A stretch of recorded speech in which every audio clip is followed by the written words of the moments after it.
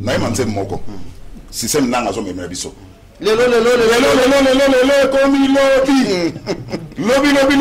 komi lobi kuna oh Manchester nanga tika bafantige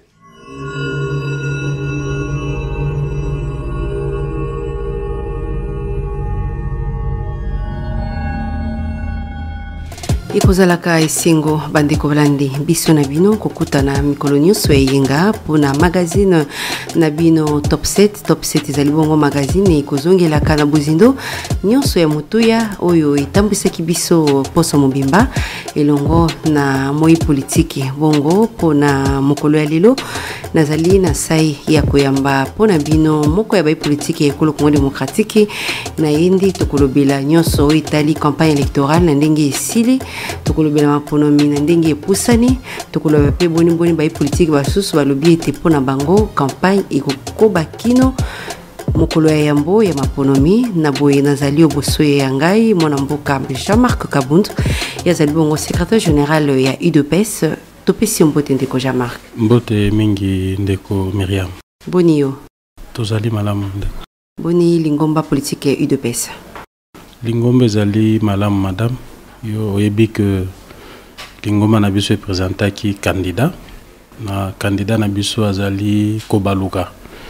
par rapport au tozali na yango oyo ezali kotalisama mpe na babilili bato nyonso bamoni candidat na biso azali likolo makasi donc tozali na ferme conviction que akoganye maponami oyo campagne électorale esili bilan na bino eza nini na 30 jours oyo seni epesaki bino te toki koloba te campagne électorale esili te parce que loi électorale elobi ndenge wana te loi électorale elobi campagne ezali kotelema 24 heures avant mokolo ya maponami donc ndenge calendrier électoral est prévoyaki que élection ekosalema le 23 c'était normal que le 21 campagne électorale etelema alors ndenge seni est repoussé maponami jusqu'au 30 tokolobela on a kati ya émission na biso mais pour l'instant tolobi esengeli seni a tiré ba conséquences nyonso ya décision wana donc conséquence à liboso ezali que esengeli a respecter article 21 article 28 plutôt ya loi électorale où ezali koloba que campagne ezali kosukisama 24 heures avant mokolo scrutin donc oyo ya biso campagne ekokoba se kokoba ti 24 heures avant le 30 donc tokosukisa yango le 28 na minuit na kanisi olandaki lobi ndeko ministre Atali Mambi ya Sembo to pe ya justice Alexis Tamomamba yazalaki liboso ya ba ambassadeur alobi ete mobeko ekotikala se mobeko atako loi électorale elobi ete campagne ko suka 24 heures to pe mokolo moko ya mbwa maponomi kasi mobeko elobi ete campagne ekoki koleka mikolo tukumisa to pe 30 jours te bino bomoni te boningo kende na ngambo ya kobuka mibeko ya leta bango bazali kobuka mibeko mboko ezali ya ntambo mamba te mboko ezali ya bakongolais na mibeko nde ezali kokamba mboka voilà pourquoi ceux qui tozali biso nyonso ko respecter mibeko et kopesa mobulu na mboka te en même temps que mobeko elobi campagne osala 30 jours en même temps aussi esengeli seni akakile 30 jours wana na mokolo scrutin po ezala compatible ezala que 30 jours ekokweya 24 heures avant mokolo maponami eboni ceux qui bango basalaki calcul ya mabe ba repousser élection il faut tirer ba conséquences toko respecter kaka père de manche moko a mobeko et bon mususu to boka yango 30 jours wana ezali biso IDPS bato pesa ki calendrier te seni muta pesa calendrier c'est vrai mais l'air a repoussé siko une semaine au biso to sani to vanda kaka boye ba électeur babosa na ba numéro babosa na bilongi donc ozomona te ke ezali projet moko mabe na ngambo ya bango mais bosala ki déjà mosala pendant 30 jours boni na poso moko mutako ko bosana nyoso eleki na 30 jours mama tozali na kati ya koluka ba voix donc vous avez qui prête pour na mapono yango bozo senga ete epusa na campagne électorale biso to sengelo ko ata moko te biso tozaki prêt pour le 23 bango ne ba repousser maponami tozali kozongisa bango bena mibeko lobi campagne côté lema 24 heures avant mon scrutin. C'est vrai que c'est vrai que Nazan a droit de poser aux questions. Apparemment, aux alliés qui ignoraient que l'élection est salema le 30. Ce qui est l'élection est salema le 30, 24 heures avant le 30 des âmes connues. Donc, ils allaient le 28 na minuit. N'a inventé le quoi à mon côté. N'a inventé le quoi à mon côté. Nazan a katia mibeko. Bango. Nde ba prolonger mukolo maponami parce que maponami oyebi ezanini maponami ezali moment oyo peuple azali kozwa destin na maboko esengeli pezala na kati ya consensus biso nyonso tovandi po ete maponami esalema na kati ya boyokani mais soki otali bien banda processus e bandaki bazaka kana forcing bayokaka mutu te bao bakanisi kene bana makasi bazali na pouvoir ba appareil à l'état na maboko na bango ba ki ko salo balingi et ben biso tozali kozwa bango na ba piège na bango moko bazali kokoya kuna bazali kokufela ka kuna mais siko ba loba non mibeko tambo mamba est-ce qu'il respecte mibeko mboko est-ce que lui au moins doit se taire yé asalini oui parce que yo mutosité lobby kasi yenda zalaki le boso ambassadeur à lobby était mibeko nini ya respectaka yé. Est-ce que na pays il est fier d'être ministre de la justice? Surtout que le ministère Mboko yo batu nyonso bazo décrier injustice, mais il se tape quand même le poids koleka on a ministre de la justice. Azali ministre de la justice. Ceux qui ezanengwana ki azali ministre de la justice, mboko ezali besoin de justice.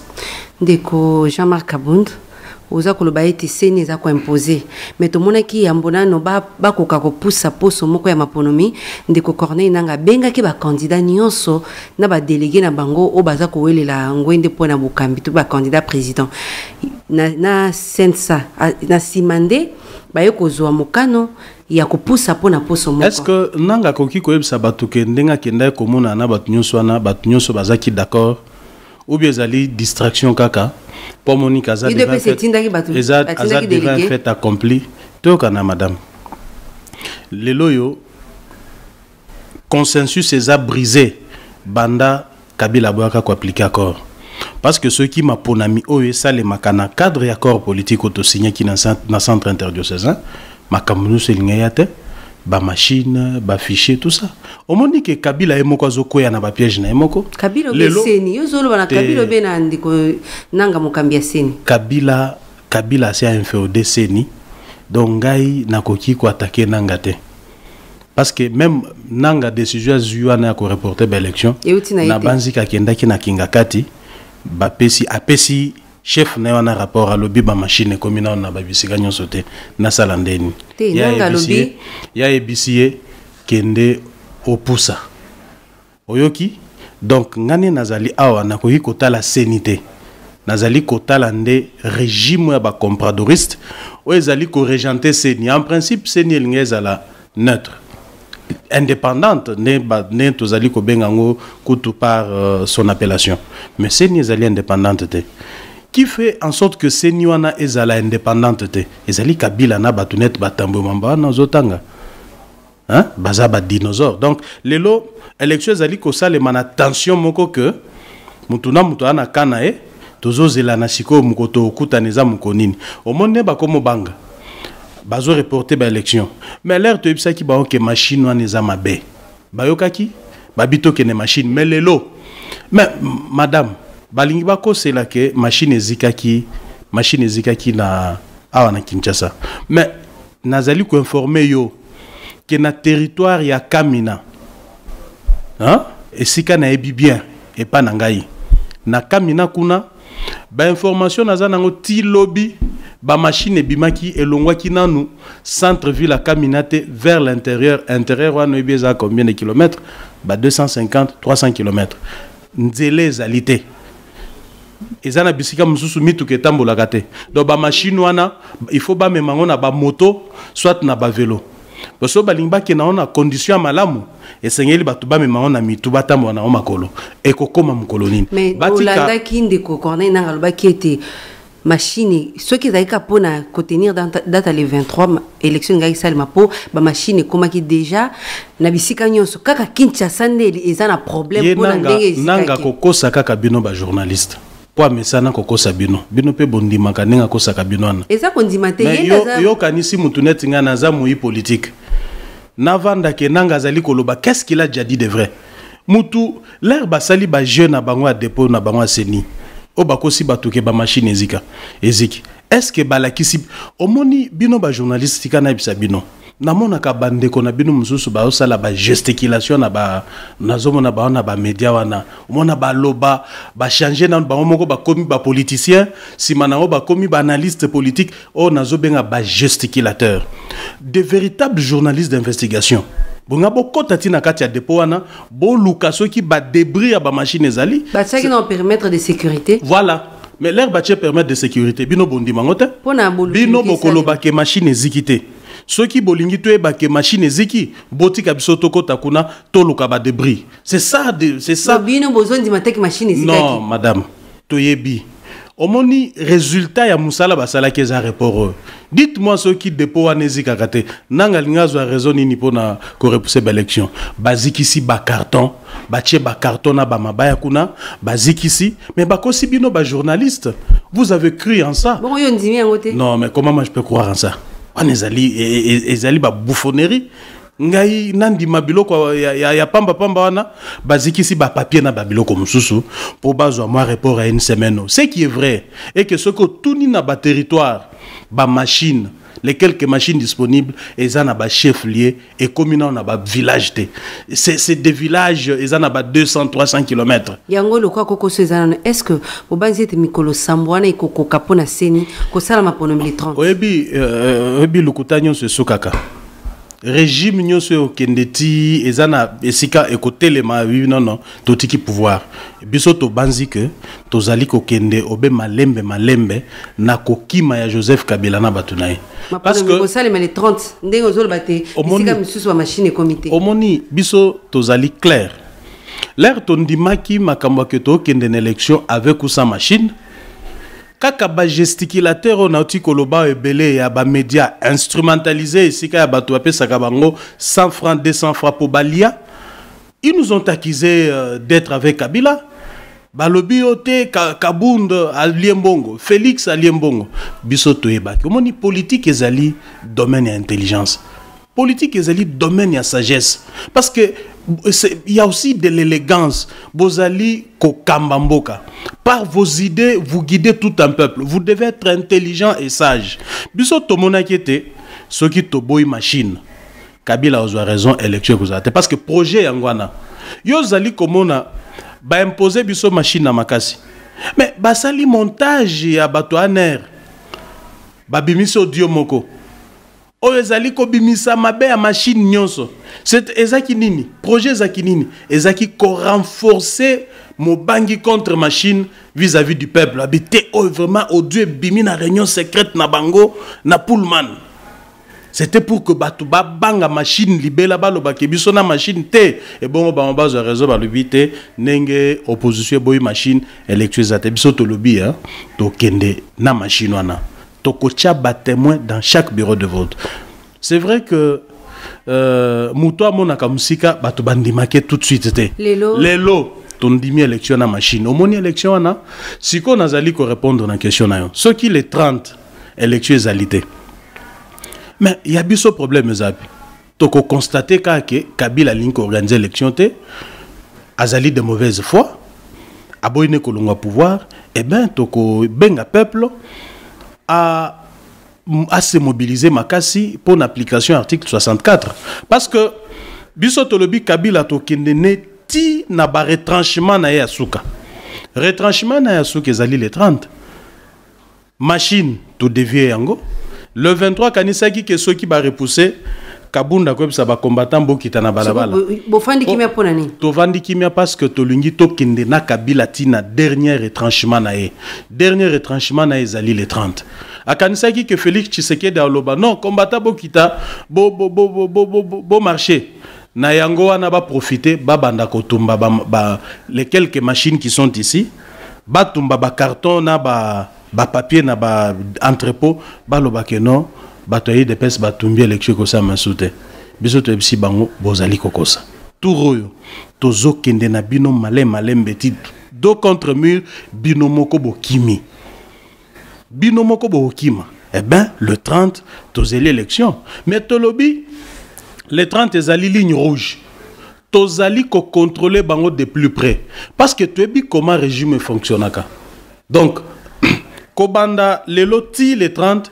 ils sont capables de créer situation moko boye ou ekoki ko tchabiso nini bino ozo kanisa kaka mabe mais madame nakanisi on a une que la sanité kopesa ye chance wana te po alonga kino le 30 maponami salima to kanisela nani mabe parce que yo moko mone batumbi ba carton na ba papier na entrepôt o ezali na cas militaire yo monaki ba papier na tunio journaliste parce que yo nde journaliste ngaso na koma kana muto ai depes ko akota ate mais yo journaliste ozaki na makasi ya kokomana o baka ba cameraman na yo ndenge bozabo bite biso to lingi to kotana to sala investigation kota ekuna banquette ezana tozo zela soki ba résultat pesa na koti na noté banquette ezali ko empêcher yo journaliste ko kendo zo photo ta donc ndenge yo moko ozali capable à préciser que réellement ba machine des zikaki kuna yo mo pas de konanga kosi akosi justement même moi na muke parce que so ba machine ezala ki te sécurité ezala ki wana ponani mais oyebi est-ce que yo yebi ke na mboko yo batu bakufi près de 5000 kaka ponelo kwa pamba juste kaka parce que Kabila lingi asala un jour ou 2 jours après mandat nae batu bakufi ebele omoni ba scénario ya kamina sapuna kasai nenge bomisi bato. Mais tu sais pourquoi tous ces gens-là sont morts? C'est justement parce que bazaki na mitu na bango kanisa que situation n'est que comme makasi penza pour te justifier que to sel élection te parce que na kasai mobulu zaki. Or mobulu wana bangonde baza la base bangonde ba sali yango. Mais omoni bela bato akufi. Non mais pour Kabila et ses amis ceux qui ba policier wana mi balemizat bazaki wana bazika ki na moto wana pour eux ça leur dit rien. Ba ki ko ba policier wana des innocents pensant que machine est na katia nzokande ba papier ndezalaki parce que sika entrepôt wana ezalaki nani yango akokai ko koma wana po atumba machine wana machine eziki me ba bulletin de vote ko koma le 22 boko ko pesa c'est une chance biso toboité madame tolobi omoni nenge tondimia ke noto kenti le 30 nous étions en droit koboya ya koloba que non to bouger lisusu te le 23 ou rien. D'ailleurs, c'est ce que nous pensions. Ba combattant na biso lobby bazai koyemba le 30 te to ebisi bango non. Bana mai bo vanda kimia ezali piège. Kabila alingi alatisa biso chapeau. Ya ke biso nde to boyi maponami. Le 30 za musikate. To pesi bango chance. Mais cela ne nous empêche pas à dire la vérité parce que tout est prévisible. Que même les 30 ans to ki kokoma bo élection ezate. Mais ce qui est élection ezali. Biso tondimi to bi ba combattant na biso peuple congolais qui doit voter massivement changement. Et je me rends compte que à travers campagne yo, ils ont découvert que Shadari risque de ne pas faire 5%. Ils se sont réellement rendus compte. Coalition cash. Mais omoni yo moko moni oh to bengaka na lingala ba plein obiso to sali partout notre candidat passé. Mais donc plein eza urnete hein. Nazali kotuna yo te yo boko tuna ngamutuna bon nazali koloba soki ndenge lelo tozali ao hein ozui candidat moko na ko cité kombo nete parce que il n'y avait que 3 candidats au bazaki baza ko sala vraiment campagne oyo kamaki ozui candidat moko o na monet candidat moko akena kasai kuna cortège nae azaye moko na mituka nae azali koleka ye moko kaka mutu ata moko te sima nae oyebisinga ke mutu wana azali na banande ko Shadari te na cité comment mutu te na link ko sa publicité mutu te ye moko kaka na cortège nae bazali koleka wana nani candidat batu bazotu na wana nani candidat et bon le mukolo a élection ipsa ke mutu wana azwaki ba voix koleka o ya drainer ba foule o lobi foule wana mais bon lelo soki na sima maponomi quand Félix Tshisekedi basakoli était le kola mokambi ekolo parce que bino boza tellement sûr que ce que za mutu mususu bokondima résultat wana te tokoki kondima résultat ndenge wana te Donc bozo kende déjà boza déjà ba longi bosi bolongi makolomi ya mbwete salema tokoki kondima résultat ndenge wana tamukete ezali résultat ekozala résultat ya lukuta omoni biso na mboko yo madame UDPS na yango moko kaka toza capable akosala ba œuvre minene en 2011 tolakisaki yango mais lelo tozali na cadre à cache deux grands partis politiques et sali coalition UDPS na UNC madame UDPS ya Félix ou bien UDPS tika na bisayo madame ngai nazaki secrétaire général ko bosa na te bo panzani ebele ba tiki bino tika na bisayo madame ngai nazaki secrétaire général sous Étienne Tshisekedi naza lelo secrétaire général sous Félix Tshisekedi nakoki koyebisa OK c'est vrai moto akoegale Étienne Tshisekedi azalité même pas Félix Tshisekedi akoki koegale ete même biso nyonso tozo reconnaître grand maître na biso mais nazali koyebisa que UDPS na minute oyo après liwa ya président na biso tozui conscience koleka kutuna l'air azaki vivant parce que maintenant on a compris qu'il n'est plus là et que on a intérêt à redoubler d'ardeur et d'effort pour nato atteindre objectif les lois UDPS ezali makasi koleka du vivant Étienne Tshisekedi donc le bate que ne Tshisekedi akufi o to kiti tout au contraire tomatisi pression makasi tomatisi pression ouais olandaki pe mokano ya mokambi ya ngomba Kinshasa nenga pekisaki moko ya bino ya bayo position la muka kokota na kati ngomba Kinshasa tomoni lettre et comment maki les 18 ba signé on les 19 tango omona kininga ba pekisi moko ya bayo position en tant que opposant kolongana no bokesene ndenge bokabwani omona ki penza mokano ya hôtel de ville Boni mokano wana ezali ko violer loi électorale en même temps ezali pe campagne électorale ezali ko violer article 81 loi électorale ou ezali ko pekisa mutu quel que soit titre nae fonction nae akata campagne na katikati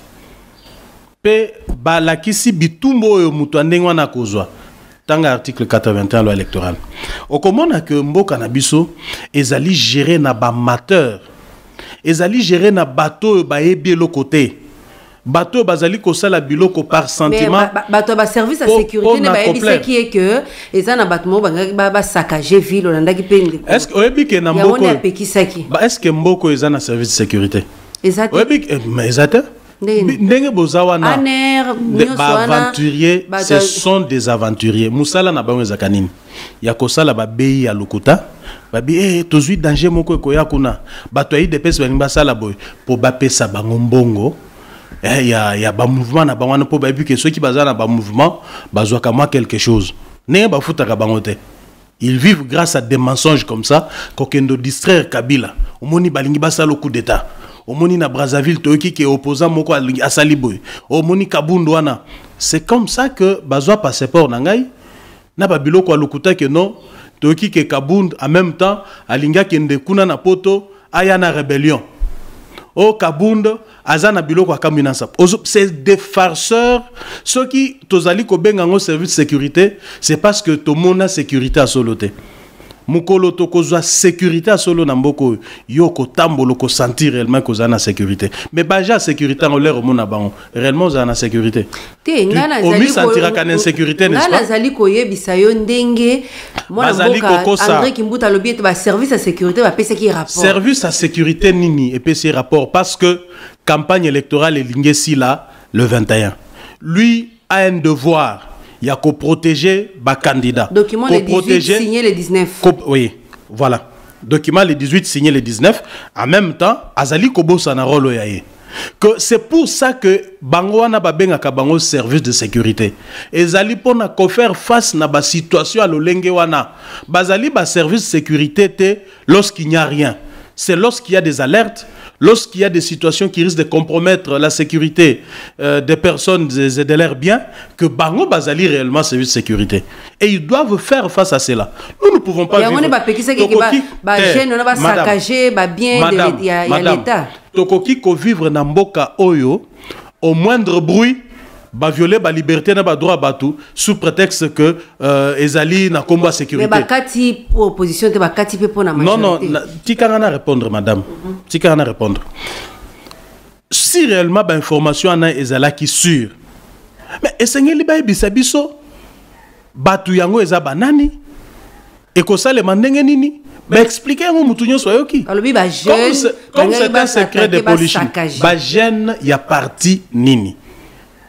Ba jeune ya parti nini parce que ba jeune ba koki ko se retrouver ka ba jeune to kendo sakajete. Il faut bazala na kati ya regroupement moko, kati ya parti politique moko, revendication na bango. Est-ce que bato service de sécurité wana ba ebisi bino revendication à ba jeune wana eza lukuta, ce sont des amateurs, des farceurs bazali ko distraire. Il n'y a rien de tout cela.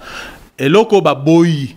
c'était justement que campagne qui endeti le 21 parce que ba bazaki na posa ya ko reporter l'élection, ça allait créer des problèmes. Et en deuxième lieu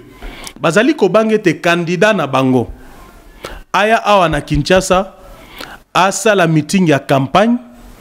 bako impopularité na ye komona na polele. Pona yo bana Kinshasa balingaki ba yamba Emmanuel Ramazani. Mais vous imaginez qu'après s'être ruiné nde basali bakeko kabola bambongo un peu partout. Yo mona ki ozana bilembo. Bazo kabola mbongo partout. Yemo kutu monsieur wano utiko tsitao. Azali ko komi bomba ta. Azali ko lakisa mbongo partout, il passe, il dit non on a de l'argent. Yo tikalo mona été. Pona bato nyonso balandi wana ya ofele zate ka bato madame mutu nini ofela kendolanda mutu oya yibi mbongo a l'état atiango na poche na ye mbongo mboke kufi boye mutu akendolanda ye amwe kaza la fou mutu akolanda kaka tirer oya épart pe attirer ya épart akovoter changement bango ba yebi. Donc après cette ruinée ba monique coton dit sa stade de martyr wana 100 000 personnes, ça là 100 000 personnes fois 10 000 francs. Bakakile que eza makasi. Otamie, toi ni le lokwana mais soto sali angote. Ba opposa ba osekabiso otamie. Ezali mboka nini wana. Ndango moninga na répondra ki ba onboy. Soki candidat na bino. Asuki si ya campagne, oya biso candidat soki si na note. Et sengela continuer na campagne na e tina suka. Parce que ça ne s'explique pas que d'un matin comme ça bon la mugabité campagne soki et ça le makane wana te tozali ko ba mibeko bo tumbola la police pe mapinga ekolo bozo tumbola seni ou bien bozo tumbola sebo ekolo ko tozo tumbola mutote mais seni elobaki lobi polele ete nyonso esuki na kanisa na nzela okomona ete nyonso elongwe ba fiche belé comme déjà kolongo ezolonga malema nani azolongo lango nani azolongo ba fiche ngo biso to moni yango ezate ko ko zape ba service ya l'état ko zape ba kambia ba parti politique bango moko pona ko tosa mbeko ya seni mais oya biso moto longo la honte ceux qui bango balongoli yango biso to ko zongisa misusu ekotika lana ti le 28 c'est clair to bi to ko ki ko tosa mbeko visiblement ezali neti test moko boya intimidation que to mekana no est-ce que avant to koma na oya munene wana to mekana no munene zani ezali hold up électoral ezali ko pesa résultat o elongo bami na vérité des urnes te. Alors il s'apprête à faire ça. Alors ne bazali komu préparer nengwana babito banana nous progressivement to prolonger ba élection to monana to telemisa campagne te to lingi biloko nengwana te. Congo ezali besoin na kimia batika campagne électorale et continuer parce que bangone ba prolonger et sengeli ba tirer ba conséquences ya prolongation ana. Olandaki ndiko Félix Tshisekedi alobi ete Genève ezalaki franc-maçonnerie. Est-ce que eza pena ya solo topé alobaki yango juste pona ko samandu bien alobaki yango juste pona ko mindimisama na ngambo ya baimboka Genève na base même yo pe boyaki yango ngana boyaki yango nde mutu nyonso azali ko raisonner normalement comment ko ndima Genève que na ba candidat batikala ki en lice bazwa kaka candidat ya muke wazali na base te batika ba candidat bazana ba base ya minene lelo moni base ya Fayulu eza population na linkolo bakutu makamunete omoni ngai na Fayulu dans akane problème te Fayulu yemoko isika azawa na ebi que nazali ko entretenir ne ba relation malamu c'est parmi les vieux oyo nazakana bango vraiment très proche ye moko ebi peut même témoigner à un moment to sali ne kacho elongo to sali to planifier biloko ebele na mboko yo ba action ba marche ngana ye na ligne kozongela makamuna été ce qui est vrai et que biso IDPS to rejeter qui avec force accord à Genève pour to monakiete biso IDPS les franc-maçonnerie biso IDPS Félix oui parce que yemoko na ko ki kopé sa explication na étant donné que azala qui sur place n'est-ce pas mais on a yebi et que UDPS en tant que parti politique et rejeté qui avec force parce que Tokoki communauté près de 40 ans de lutte après avoir kobungisa ba combattante na ba combattant na biso ebele na lutte oyo to kende ko zala sima fayuluté ça même un petit enfant n'acceptera jamais ça les lots au monde ba plein ndenge pe zo komisa ba plein ndenge population ya mbi fayulu et zo bangi sabinoté pour le 30 décembre omoni na élection soki kaka bosi boche ba candidat natikala komona te candidat abimana 0 voix ato ya impopulaire o ya impopulaire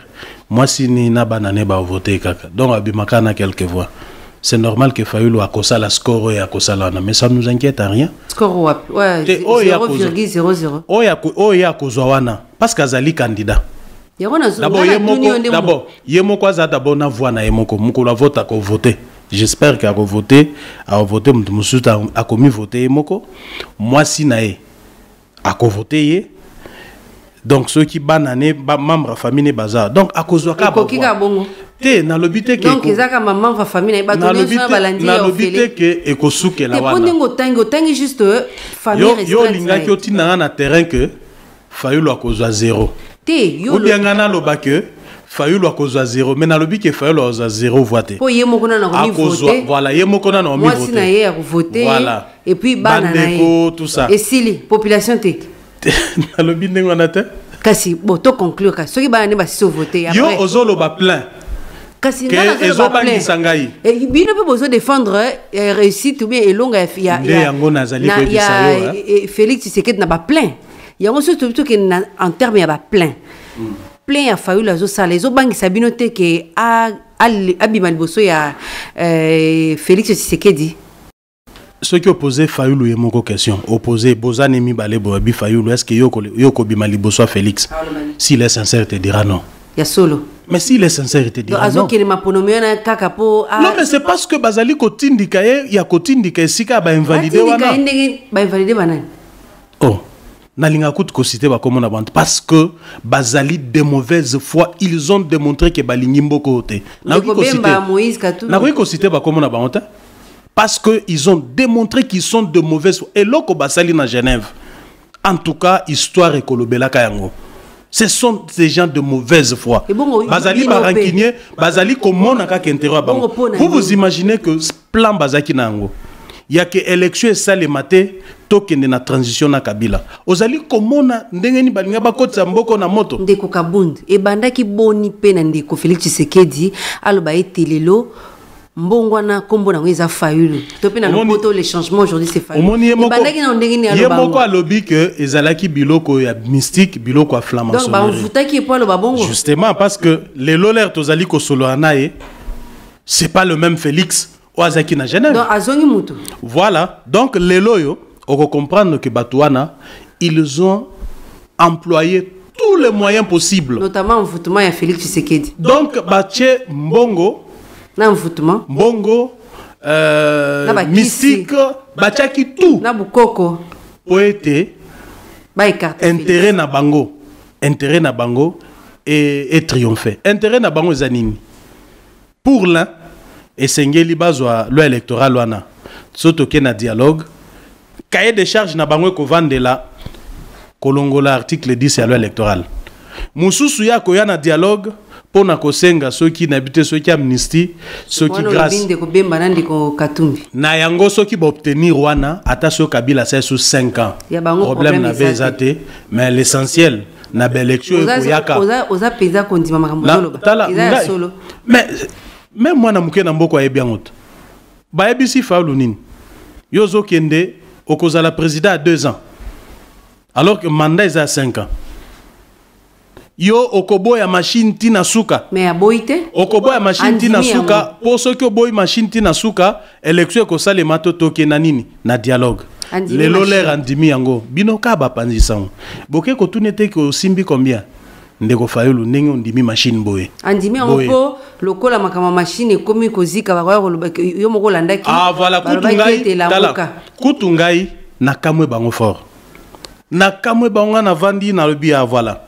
Voilà, les politiciens, les politiciens sont des aventuriers. Pourquoi? Batouba signa corps lobby, nous allons faire par tous les moyens possibles pour empêcher l'élection. Batuité na ko tuité. Babi ba machine wana toko tumba yango. Kasita le loko ekomi. Machine tumbami entre guillemets. To le bela ondengo entre guillemets.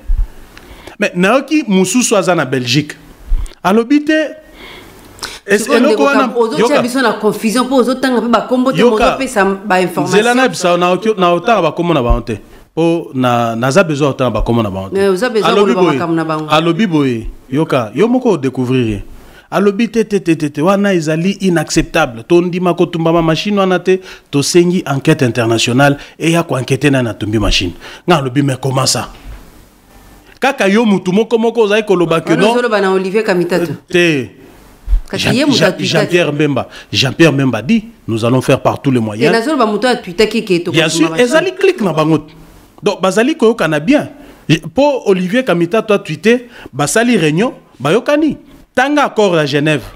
Balobinini, ils vont faire par tous les moyens pour empêcher vote na machine à voter. Donc eloko kamusing ezali irresponsabilité na bango. Nga nazali ko luka nazali ko zela na yoka que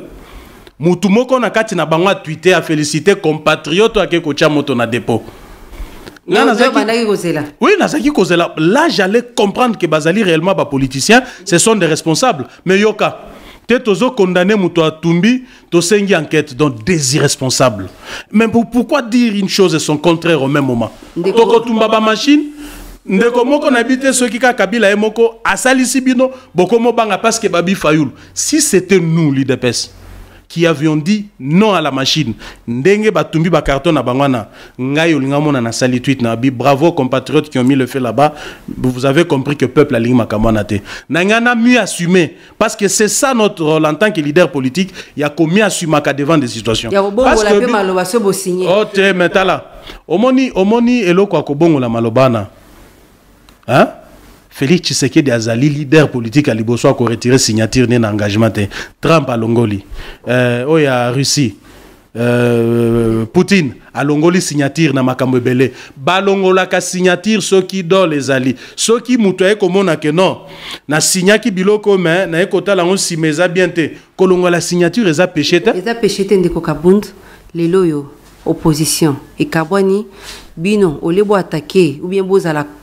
la front bo attaquer ou bien bosala nyonso pona kolonga FCC bokomi siko ko attaquer coalition la muka nini pezo ko ebisa na bayimboka esengeli bino bokendo ebisa nde bato ala mukana aussi okangai ndenge nazawa na cité bango te olandaki ndeko Félix na campagne alobi te bato ya la muka bato batakaki bango tango bakindeki na kasi eloko ngape nazali kozwango yango wana même l'air naza kosa campagne okokuta yo zoleka na bato 2000 3000 okute individu moko bimika na kati wana Fayulu est-ce que za bato la muka natunaki mutu moko na lero ye awa yo wana zoloba Fayulu za moko soki babeti yo obo bato ya IDPS abeti ngai pour l'air bozali kosalo ya bino ba meeting eko bakoki ko monter mutu moko aye alobi Fayulu bino ka po batia moto na kati ya bino est-ce que osio yoki Fayulu bisika azali koleka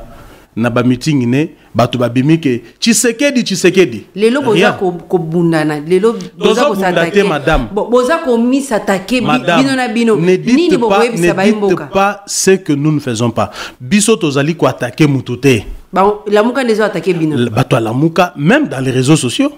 quand on a les réseaux sociaux mona comment est-ce que ba mipesi barol omoni mutu moko azali na 50 70 comptes Twitter 50 comptes Facebook oyo bazali ko attaquer biso to yebi ba jeune na bango mais biso to landaka bango te il suffit que ngana tweeter ka keloko amuke pour tala ba commentaire comment bazali ko finga ngai mais Martin Fayulu autai ko tweeter awa jamais comment on a ba combattant na biso bazali ko kota na tweet ya Martin Fayulu pour na ko finga e puis kozala moimboka o aza pour Martin Fayulu limbolité aza kaka mutala est-ce que mutu a ko voter Fayulu il faut attaquer ngai nga salini wana population yemoka yebi ezali ndenge wana te toyebi ndenge ezali kosalema mais nazali koyebisa oke biso toza problème na Fayulu te. Fayulu reste un compatriote azali komi s'opposer na régime à Kabila ceux qui tomi divisaki ceux qui tokabwana ki ezaki likolo machine biso tolobi tokopesa occasion na Joseph Kabila te a reporter ba élection madame Tomi divisa ki likolo problème à machine. Ba on lobi tokyo kende na élection na machine te, biso toko tumba na biso machine, toko kende na ba bulletin, to kende ba électeur na biso ba kende na ba papier, ba kokoma ba komba ba candidat. Biso tolobi te. Biloko ndenge na to into pesa occasion na Kabila te. Mais finalement ba on lobi in extremis babite tondimi machine. Mais biso ba présenter ki biso net bato bazaki na Kabila bato bandima ki ndenge bango ba rejoindre biso parce que bino ko rejoindre bango te nani rejoindre bango biso to aka na position na biso avec ou sa machine ba onde ba changer ba onde ba rejoindre position na biso kende avec ou sa machine élection ba ya les portes sont grandement ouvertes les loso qui Martin Fayulu a sali premier pas ngana kozala mutu liboso ya kotambola ti epa na ena faden house kuna to vandi ne to sololi pour to sauver mboka vous comprenez nazali kosenga na ba congolais bazala vigilant to zui virage ya suka penza to zui virage ya suka na mboka na biso parce que ba élection oyo ndeko déterminer avenir ya mboka na biso donc le 30 biso nyonso to la mukatongo makasi to kende ko voter massivement et ce qui les 30 élections ezalité peuple congolais nazali ko ebisa yo que e kozala chance ya suka oto kopesa na ndeko Kabila na batuna ye donc en lieu et place ya ko kende na ba bureau de vote bino bokomi mobiliser pour na manifestation de rue pacifique to ko manifester ti na l'air Joseph Kabila na batune bako longwa pouvoir bomoni maemazali ko salema na France na ba gilet jaune c'est ça être un peuple zali o azali ko vana na ndaku na été azali ko zela ke politicien ayebisa yeboye politicien pe sa mot d'ordre te peuple zali o azali komi prendre en charge parce qu'azali souverain primaire mais na mboka na biso bozela ke ba leader politique ba pe sa mot d'ordre wana to zali ko pesa botu nanga les 30 que non élection ezalité kabundu to sala nini o to kozala nangwa ko sala kozala ke Kabila na batu na ye bakende po sikoyo ngonga transition sa Kabila eya to sala mapona mia solo et ce qui zalaki oui c'est ça makani ce qui peut élection ezali bokende massivement ko sanctionner régime et bimatana 1% pour bayoka soni na banzi que ceux qui chadar sali 1% bako lemba bango moko même ko lukaba tripatue ba résultat bango bako suka kaka babate botika oya lekia lekana na 30 secondes ceux qui zalaki ya robandela na mboka na biso poto koma na auto comme leloté ceux qui zalaki ya ko bandela na mboka na biso eloko ngana regrettaka c'est parce que peuple congolais à un certain moment attentiste. Ce qui est zaki ko bandeza que peuple ne bandeliwana peuple a bandika ka chocho na ba politicien peuple la kisi nzela te nzela neza mabeto kende boy ero tozali awate le fait que peuple azali attentiste peuple à un certain moment azali ko relâcher mboke communauté ya ba politicien et communauté propriété privée à ba politicien or mboko eza ba politicien te ba politicien baza bato misala peuple ndeko lomboko yo peuple ndako décider dommage que ezani ngwana te mais vaut mieux tard que jamais peuple azwa place na ya peuple azala ko dicter volonté na ye na ba homme politique pour être mboka na biso bonga solo bandiko balandi awande tusukisi linaka ya magazine Top 7 ya mokolo ya lelo na kundoli tina yambaki Jean-Marc Kabundu ya zalibon secrétaire général ya UDPS na indi to lobelaki makambo ya politique ya ekolo Congo démocratique ndiko Jean-Marc Kabundu to tondi botonde ndingo ndimaki ko ya nola na mbila ya magazine Top 7 ya mokolo ya lelo. Merci beaucoup madame Myriam, merci. Na imanze moko système nanga zo memela biso lelo komi lobi komi lobi kuna match ça nanga tika bafantige